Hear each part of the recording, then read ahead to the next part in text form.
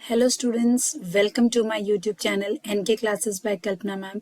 एक ऐसा प्लेटफॉर्म जहां आपको मैथमेटिक्स कॉन्सेप्ट काफ़ी डिटेल में समझाए जाते हैं और आपके मैथमेटिक्स रिलेटेड कोई भी क्वेरी हो तो इस चैनल के थ्रू, इस प्लेटफॉर्म के थ्रू आप मुझसे अपने वो डाउट्स पूछ सकते हैं। आज जो हम पढ़ने जा रहे हैं बेटा वो है क्लास 9th का chapter number 7, that is triangle. So class 9 के बच्चों का मेरे पास आया था कि आप चैप्टर 7 को एक बार डिस्कस कर ले, तो मैं चैप्टर 7 ट्राइंगल्स डिस्कस कर रही हूँ आज आपसे। और ट्राइंगल चैप्टर बहुत इंपॉर्टेंट है 9th के पॉइंट ऑफ व्यू से ही नहीं, इवन 10th में अगर आप देखेंगे वहां पे भी ट्राइंगल्स है आपके पास। यहाँ आप ट्राइंगल की कॉन्ग्रुएंसी के बारे में पढ़ेंगे क्लास 9 में, जबकि क्लास 10 में आप लोग सिमिलर ट्राइंगल्स पढ़ेंगे। तो ये ट्राइंगल्स की कॉन्ग्रुएंसी का कॉन्सेप्ट क्लियर होना बहुत जरूरी है, तभी जाके आप सिमिलैरिटी में उसे अप्लाई कर पाएंगे। तो बढ़ते हैं आगे, देखते हैं क्या होता है कॉन्ग्रुएंसी ऑफ ट्राइंगल्स में। ठीक है, तो सबसे पहले कॉन्ग्रुएंसी, मैं एक पेन ले लेती हूँ ताकि हमें इजी हो समझने के लिए। तो अब हम किस चीज, कभी भी कोई भी चीजों को हम कॉन्ग्रुएंट कब कहेंगे, या कोई भी दो फिगर्स हैं उन्हें कब कॉन्ग्रुएंट कहेंगे, है ना। तो ये कॉन्ग्रुएंट टर्म हमारे लिए बहुत इंपॉर्टेंट है और ये पहली बार नहीं पढ़ रहे हैं हम। अगर आपको याद होगा, आपने क्लास 7th में भी कॉन्ग्रुएंसी ऑफ ट्राइंगल्स पढ़ा है, ये चैप्टर पढ़ा है कॉन्ग्रुएंसी का। तो कॉन्ग्रुएंसी, दो फिगर्स को हम कब कॉन्ग्रुएंट करते हैं, जब दो फिगर्स हमारे पास अगर हैं, अगर वो सारी चीजों में इन ऑल रिस्पेक्ट सेम हो, जैसे उनका शेप और उनका साइज सेम होना चाहिए, ये दोनों चीजें क्या होनी चाहिए, सेम होनी चाहिए, तब जाके हम उन फिगर्स को क्या बोलेंगे, दे आर कॉन्ग्रुएंट फिगर्स। तो कॉन्ग्रुएंसी का मतलब है, कॉन्ग्रुएंट का मतलब है ऐसे फिगर्स जिनका शेप और साइज सेम हो, दोनों सेम हो। ठीक है, तो ऑफ कोर्स अगर मैं बात करूं एक सर्कल की और आपसे पूछूं एक ट्राइंगल के लिए, तो क्या एक ट्राइंगल और एक सर्कल वो हो सकते हैं कॉन्ग्रुएंट? बिल्कुल नहीं हो सकते। क्यों नहीं हो सकते? क्योंकि यहाँ जब ट्राइंगल और सर्कल की अगर मैं बात कर रही हूँ, ये दोनों नहीं हो सकते, क्योंकि इनका क्या अलग है, इनका शेप ही डिफरेंट है। तो कॉन्ग्रुएंसी का कॉन्सेप्ट सिर्फ ट्राइंगल के केस में नहीं होता, ये है ना। तभी हमने एक जनरल फिगर्स के बारे में बात करा। तो जनरल फिगर में भी अगर हम बात करें तो उनका शेप और साइज क्या होना चाहिए, सेम होना चाहिए। अगर शेप और साइज सेम है तो उन फिगर्स को हम क्या बोलेंगे, कॉन्ग्रुएंट फिगर्स बोलेंगे, राइट। तो ये ऑफ कोर्स एक सर्कल एक ट्राइंगल कॉन्ग्रुएंट नहीं हो सकता। हाँ, अगर मैं एक ट्राइंगल बना रही हूँ, छोटा ट्राइंगल, अब ये देखिए कि बड़ा ट्राइंगल बना दिया मैंने, सपोज ये बनाया, ठीक है। अब मुझे बताइए क्या ये दोनों कॉन्ग्रुएंट होंगे? तो सबसे पहली चीज, शेप तो सेम है, दोनों ट्राइंगल्स हैं, पर क्या इनका साइज सेम है? बिल्कुल नहीं है। तो इसका मतलब ये हुआ कि जब हम दो ट्राइंगल्स की भी बात कर रहे हैं तो हमें ये देखना पड़ेगा कि उनकी मेजरमेंट, उनकी साइज भी सेम होनी चाहिए, तभी हम बोलेंगे ये कैसे कॉन्ग्रुएंट, कैसे फिगर्स होंगे, ये कॉन्ग्रुएंट फिगर्स होंगे। ठीक है, तो कॉन्ग्रुएंसी हम बाकी चीजों के बारे में उतना डिटेल में नहीं डिस्कस कर रहे हैं, क्योंकि हमारा कॉन्सेप्ट जो है, ये चैप्टर मेन आपका है ट्राइंगल पे बेस्ड। तो हम कॉन्ग्रुएंसी ऑफ ट्राइंगल्स के बारे में पढ़ेंगे कि क्या क्या कंडीशंस के बेसिस में हम बोलते हैं कोई भी दो ट्राइंगल कॉन्ग्रुएंट है ना। एक चीज और, थोड़ा सा एक हल्का सा रिकैप आपको और दे देती हूँ। जैसे आपने लिखा ट्राइंगल ABC, है ना, एक ट्राइंगल ABC, इसको कॉन्ग्रुएंट के लिए साइन क्या होता है, ये होता है हमारा साइन कॉन्ग्रुएंट का। तो triangle ABC is congruent to triangle, suppose मैंने बोला PQR। तो यहाँ आपको यही चीज का बड़ा ध्यान रखना है, जब आप ट्राइंगल की नेमिंग कर रहे हैं तो करस्पॉन्डिंग पार्ट्स करेक्ट होने चाहिए। इसका मतलब हुआ, सपोज ये वाला ट्राइंगल में ABC नेम दे देती हूँ इसको, तो मैंने यहाँ लिख दिया ये है A, ये है B और ये है मेरा C, और वहीं ये ट्राइंगल है P, ये है Q और ये है R। तो जो आप नेम कर रहे हैं ABC is congruent to PQR, इसका मतलब A करस्पॉन्ड है P के, B करस्पॉन्ड करता है Q के और C करस्पॉन्ड करता है R के। ये चीज आप ऑलरेडी क्लास 7th में पढ़ चुके हैं, नोटेशन आपने वहां पढ़ी है, अलग अलग क्राइटेरियाज भी पढ़े थे। तो वही चीज थोड़ा सा हम एक रिकैप लेंगे, क्योंकि अभी आप फर्स्ट एक्सरसाइज पे इन्हीं पे बेस्ड क्वेश्चंस को सॉल्व करेंगे। ठीक है, तो हमने ये दो ट्राइंगल ले लिए, एक ABC और एक ट्राइंगल PQR है, राइट। अब पहली चीज तो ये दोनों क्या है, कॉन्ग्रुएंट है? नहीं है। क्यों? क्योंकि ये तो साइज छोटा और ये साइज बड़ा है। तो अभी फिलहाल के लिए मैं अज्यूम कर लेती हूँ एक छोटा सा ट्राइंगल और ड्रॉ कर लेते हैं।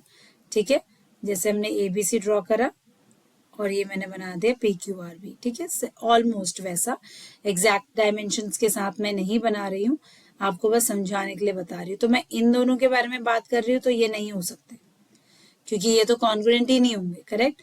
मैंने ऐसा ही एक ट्राइंगल बना दिया PQNR। अब देखिए ए के करस्पॉन्डिंग पी है, इसका मतलब ये हुआ जब ये ट्राइंगल उठा के आप PQR के ऊपर रखेंगे तो वो ओवरलैप करना चाहिए, ठीक है। कॉन्ग्रुएंसी का मतलब है ओवरलैपिंग। जैसे कि रियल लाइफ में मैं कुछ एग्जांपल पहले आपको इससे पहले डिस्कस कर लेती हूँ। जैसे अगर आप पार्ले जी के बिस्किट्स ले लीजिए, है ना, तो उनको एक के ऊपर एक रखेंगे, ओवरलैप करेंगे ना, शेप में भी सेम है, वो साइज में भी सेम है, तो वो हो गए। इसी तरीके से अगर आप एटीएम कार्ड्स ले रहे हैं, सपोज एक ही बैंक से जनरेटेड 2 एटीएम कार्ड्स हैं, तो वो भी हमारे क्या होंगे, कॉन्ग्रुएंट होंगे, राइट। तो कॉन्ग्रुएंसी के तो बहुत रियल लाइफ एग्जांपल्स आप देखते ही हैं अपने सामने। अब हम ट्राइंगल के बारे में बात करें तो मैंने बोला triangle AB is congruent to triangle PQR, right. तो इसमें मुझे ध्यान रखना है कि A के करस्पॉन्डिंग कौन है, P है, B के करस्पॉन्डिंग कौन है, Q है, और C के करस्पॉन्डिंग कौन है, R है। तो ये चीजों का ध्यान रखना है कि आप जब नेमिंग कर रहे हैं ट्राइंगल की, वो बिल्कुल करेक्ट होनी चाहिए। जो जिसके साथ ओवरलैप होगा उसका नेमिंग उसी के अकॉर्डिंग होगी। तो ये चीज आप बिल्कुल अपने ध्यान में रखेंगे कि कैसे आपने इसे नेम करना है। आई होप सो ये बात समझ आ गई होगी आपको। बढ़ते हैं आगे के टॉपिक में। अब इसमें अगर हम देखें आगे, जब दो ट्राइंगल कॉन्ग्रुएंट होते हैं, आपने ये भी चीज पढ़ी हुई है क्लास 7th में ही, that is suppose triangle ABC हमने लिखा था, कॉन्ग्रुएंट है किसके बोला था, ट्राइंगल PQR के, है ना, ये बोला था हमने। तो डेफिनेटली इनके करस्पॉन्डिंग पार्ट्स भी क्या होते हैं, इक्वल, CPCT लिखते थे हम, ठीक है। CPCT is corresponding parts of congruent triangle, right, corresponding parts of congruent triangles. तो आपको ये याद रखना है कि हमने CPCT भी use, corresponding parts of congruent triangle means अगर दो ट्राइंगल कॉन्ग्रुएंट हैं तो उनके corresponding parts like angle A किसके इक्वल हो जाएगा, एंगल P के, एंगल B इक्वल हो जाएगा एंगल Q के, एंड एंगल C इक्वल हो जाएगा एंगल R के। ये इनके करस्पॉन्डिंग पार्ट्स हैं, एंगल्स हैं। इसी तरीके से AB जो होगी वो इक्वल हो जाएगी PQ के, एंड BC जो है वो इक्वल हो जाएगी आपकी QR के, और AC जो है वो इक्वल हो जाएगा PR के, राइट। ये करस्पॉन्डिंग साइड्स हैं। तो आपको ये ध्यान रखना है कि जब हमारे पास दो ट्राइंगल कॉन्ग्रुएंट हो जाते हैं तो हम उनके corresponding parts of congruent triangle बोल के उनके पार्ट्स को क्या कर सकते हैं, कॉन्ग्रुएंट इक्वल दिखा सकते हैं, ठीक है। Corresponding parts of congruent triangles are equal, we can say that. तो ये भी आपने क्लास 7th में पढ़ा है, CPCT, राइट। तो हम पूरा corresponding parts of congruent triangle ना लिख के हम सीधा लिख देते हैं उसे CPCT, ओके। अब हमारा नेक्स्ट टॉपिक जो है वो है criterias for congruency, right. So criteria for congruency of triangle ले लेते हैं हम। So we have criteria for congruency of triangles, criteria for congruency of triangles. अब देखिए सबसे पहला क्राइटेरिया ये आपने ऑलरेडी पढ़ा है फिर से 7th में, दैट इज SSS। अब ये नाम ही अपने आप में बता दे रहा है आपको, साइड साइड साइड। अब इसका मतलब क्या हुआ, साइड साइड साइड का, इसका मतलब ये हुआ, एक सेकेंड मैं इसको वो कर लेती हूँ। साइड साइड साइड में अगर हमारे पास दो ट्राइंगल्स हैं, राइट, तो हमने यहाँ से ले लेते हैं, दो ट्राइंगल्स ड्रॉ कर लेते हैं अपने पास, ठीक है। तो मैं यहाँ से एक ट्राइंगल ये बनाया मैंने, राइट, दूसरा ट्राइंगल भी कुछ इसी तरीके से बनाएंगे। एग्जैक्ट मेजरमेंट नहीं बना रही हूँ बेटा, बस समझाने के लिए आपको कर रही हूँ।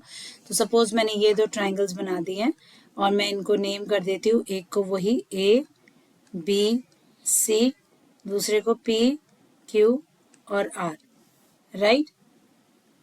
सो जैसे नाम से ही क्लियर हो रहा है SSS मतलब अगर मैं एक ट्राइंगल की साइड ले लेती हूँ 3 सेंटीमीटर या 3 यूनिट्स ले लेते हैं, एक 5 ले लेती हूँ और एक 7 यूनिट्स ले लेती हूँ, ठीक है। तो ठीक है, और यहाँ पे भी हम ले लिया मैंने ये 3, ये सपोज PR मेरे पास 5 है और BC मेरे पास 7 सेंटीमीटर। तो आप क्लियरली देख सकते हैं कि इन दोनों ट्राइंगल्स में अगर मैं यहाँ पे देखिए, ये AB जो साइड है वो PQ के इक्वल आ रही है, AC साइड जो है वो पी आर के इक्वल आ रही है, और जो लास्ट हमारी साइड है बी सी, इसकी लेंथ किसके इक्वल ले रही है, क्यू आर के। तो क्लियरली अगर किसी दो गिवन ट्राइंगल्स में तीनों साइड्स इक्वल हो, करस्पॉन्डिंग तीनों साइड्स इक्वल हो, तो इस टाइप के ट्राइंगल को हम क्या बोलेंगे, दे आर कॉन्ग्रुएंट। और कौन सी कॉन्ग्रुएंसी से कॉन्ग्रुएंट है, कौन से क्राइटेरिया से कॉन्ग्रुएंट है, तो S S S, S S S का मतलब होता है साइड, साइड एंड साइड। अगर तीनों साइड्स इक्वल हैं, जैसे यहाँ ए बी इक्वल है पी क्यू के, बी सी इक्वल है क्यू आर के, और ए सी इक्वल है पी आर के, तो हम बोलेंगे ये जो दो ट्राइंगल है, ट्राइंगल ए बी सी, वो कॉन्ग्रुएंट हो जाएगा ट्राइंगल पी क्यू आर के। और किस कॉन्ग्रुएंसी से बोलेंगे, by S S S congruency criteria. तो ये सबसे पहला क्राइटेरिया हो गया। इसी तरीके से हमारे पास नेक्स्ट क्राइटेरिया आता है, जिसे हम लिख देते हैं सेकेंड नंबर दे देते हैं, और ये क्राइटेरिया हमारा होता है एस ए एस। इसमें बच्चे गड़बड़ करते हैं, ये है side angle side. Side angle side का मतलब क्या होता है, अगेन हम फिर से दो ट्राइंगल ले लेते हैं, यहाँ पे ड्रॉ कर लेते हैं। एक ये ट्राइंगल बनाया हमने सपोज, और एक ये ट्राइंगल बनाया हमने सपोज, ठीक है। तो ये दो ट्राइंगल ले लिए, इसको मैं नेम दे देती हूँ अगेन ए बी सी, ये है पी क्यू आर। अब आपको ध्यान क्या रखना है, ये जब कॉन्ग्रुएंसी आप यूज कर रहे हैं क्राइटेरिया एस ए एस, इसका मतलब होता है दो साइड्स और उनके बीच का इंक्लूडेड एंगल। तो अगर सपोज मैंने बोला ए बी इक्वल है पी क्यू के और बी सी इक्वल है क्यू आर के, ठीक है, तो इन दोनों साइड से इंक्लूडेड एंगल का मतलब क्या होता है, ये दोनों साइड से टच होता हुआ एंगल कौन सा बन रहा है, इनके बीच का एंगल कौन सा बन रहा है, तो एंगल बी है ये। तो अगर एंगल बी भी इक्वल दिया है हमें एंगल क्यू के, तो मैं बोलूंगी ये ट्राइंगल किस कॉन्ग्रुएंसी से कॉन्ग्रुएंट है, ये दोनों ट्राइंगल, ये दोनों ट्राइंगल किससे कॉन्ग्रुएंट हो जाएंगे, बाय एस ए एस। अब देखिए यहाँ पे इसमें जब आप लिखेंगे तो आप क्या क्या लिखेंगे पॉइंट्स को, आप यहाँ लिखेंगे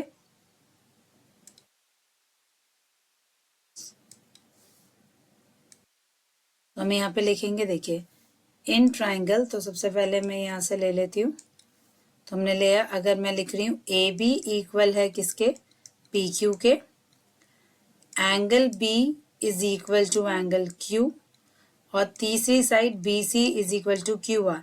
अगर सपोज इस क्वेश्चन में हमें ये साइड दे दी होती, ए सी और पी आर इक्वल दिया होता सपोज, ठीक है, और ये एंगल दिया होता angle B equal to angle Q, तो ये एस ए एस से नहीं हो सकता। क्यों नहीं हो सकता, क्योंकि जब मैं एस ए एस बोल रही हूँ तो मैंने भी आपको क्या बताया, जो भी दो साइड्स आप ले रहे हैं इक्वल, उनके बीच का इंक्लूडेड एंगल इक्वल होना चाहिए, ठीक है।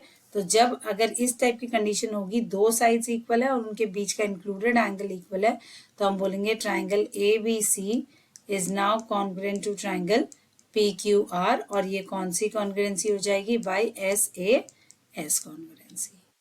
आई होप सो ये क्लियर है। बढ़ते हैं थर्ड क्राइटेरिया पे।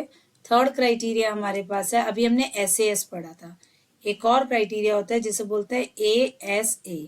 ए एस ए में होता है एंगल साइड एंगल। तो एंगल साइड एंगल में अब आपको क्या ध्यान रखना है, दो एंगल्स के बीच की इंक्लूडेड साइड होनी चाहिए। अगेन एक ये ट्राइंगल ले लेते हैं और एक ये ट्राइंगल ले लेते हैं, ठीक है, ये है ए बी सी, ये है पी क्यू एंड आर, ठीक है।